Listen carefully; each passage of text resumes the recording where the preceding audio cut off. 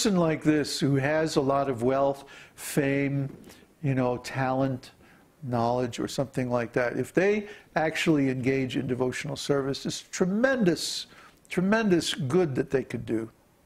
But unfortunately, they usually don't. They're usually afraid to lose their opulence.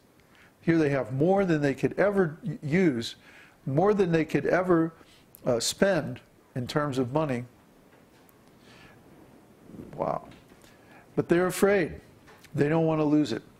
It's really crazy. I don't know how these people, like, you know, these big stars, they can burn through hundreds of millions of dollars. You know? They get huge amounts of money from their success, and then it seems they always die like in bankruptcy. You know, it's funny. Yeah, it is pathetic, because they had the chance to do something really wonderful with all that money and that fame and influence, but they didn't do it. You know, we don't have any money, and we don't have any fame, really, you know. But whatever little bit of influence that we have in this world, we're trying to apply it to get people to engage in Krishna consciousness. You know, so you know, I wish I had more influence, then we would be more effective in our mission. But oh well, we use whatever Krishna gives, and make the best use of a bad bargain. Material life is a bad bargain. It's a bad deal. It's a temporary existence ending in death. So the best thing we can do while we're here is engage in Krishna's service. And that means helping other people become Krishna conscious. I'm going to say this over and over again until you get sick and tired of hearing it. The best devotional service is to help other people understand this science. Even if it's just passing out little stickers that say, 2012 is coming. esotericteaching.org. Or change your consciousness, change your world. esotericteaching.org. What was the other one? Somebody else suggested today. There's another one. Yeah? Do you remember what it was? My brain is like a sieve tonight. I'm just too blissed out to hardly even sit straight. Was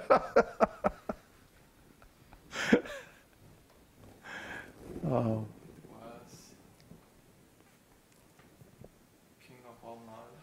Oh, yeah. Well, this esoteric teaching, I just quoted that from Bhagavad-gītā, and I put substituted for instead of this knowledge is the king of education, the esoteric teaching. This esoteric teaching is the king of all knowledge, king of education, the most secret of all secrets. And because it gives realization of the self by direct perception,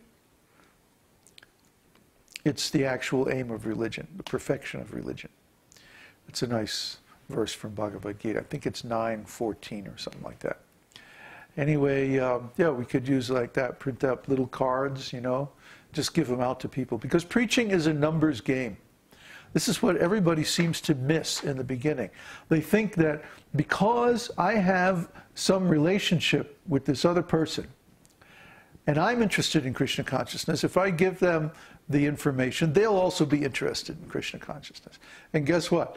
It almost never works. Almost never works. I remember I made one friend of mine a devotee. Out of all the musician friends and people that I knew, when I became a devotee, I looked up this guy that I had played in a band with. Well, actually, we had a flute duet. We used to go around in restaurants and just play these little pickup gigs on Sunday morning brunch and like that. In restaurants, we'd play like Bach and Mozart flute duets and stuff like that. It was pretty cool.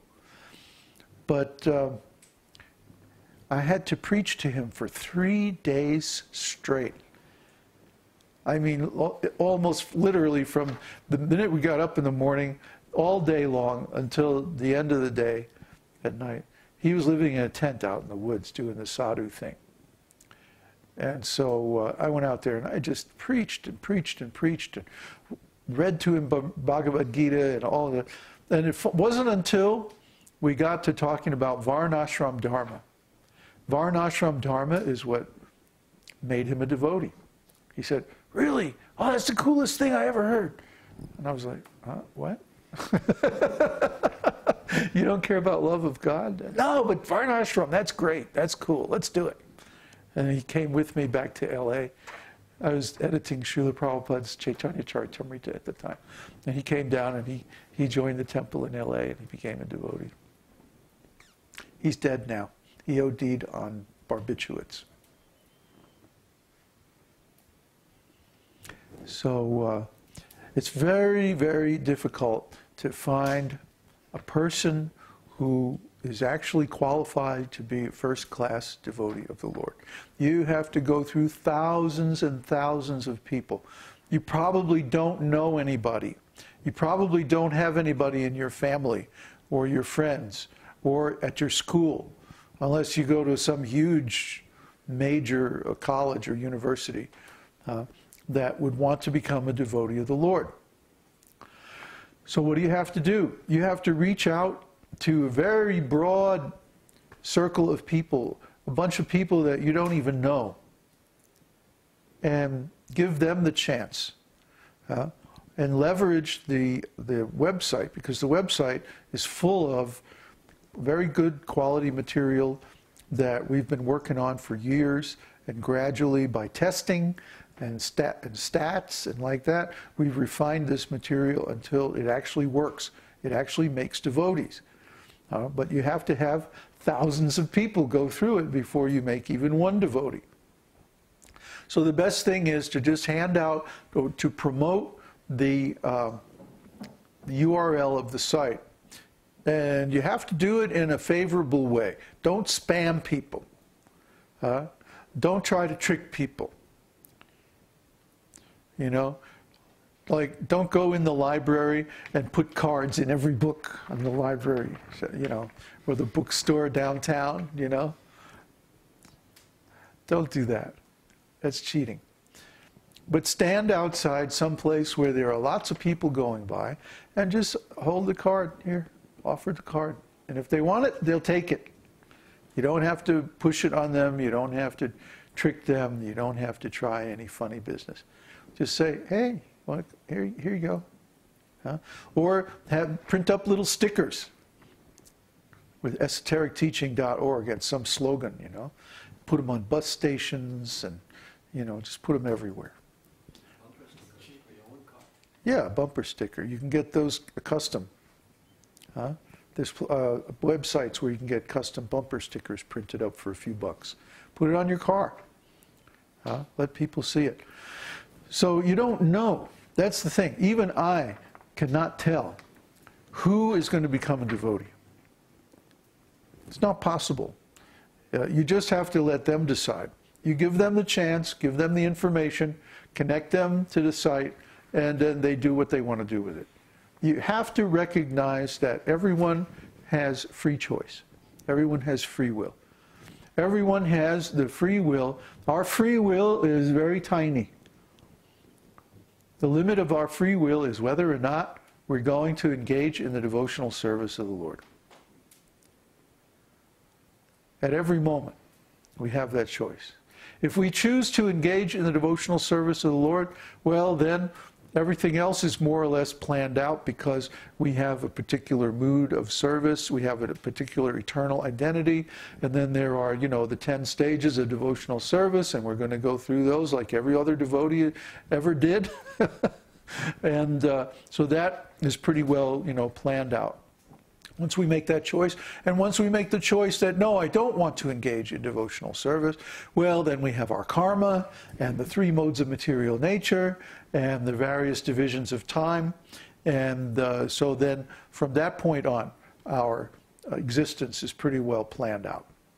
The real freedom that we have is the ability to decide, do I want to be engaged in devotional service or not?